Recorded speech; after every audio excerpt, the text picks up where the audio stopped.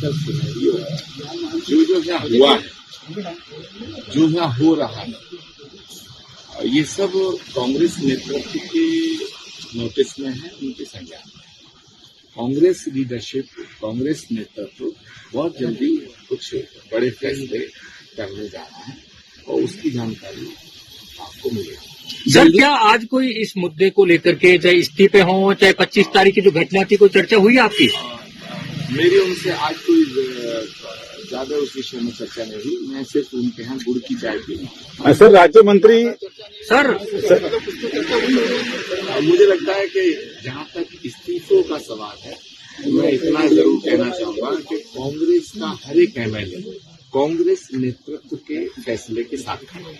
Sir, राज्य मंत्री राजेंद्र गुड़ा कह चुके हैं कि जल्दी अगर नहीं बनाया गया पायलट को मुख्यमंत्री तो उन्हें नहीं बनना चाहिए, तो चेन्नई की जैसा हाल हो जाएगा नहीं तो। देखिए, कांग्रेस पार्टी के हित में ही फैसला होगा और मैं इतना ये आश्वस्त करना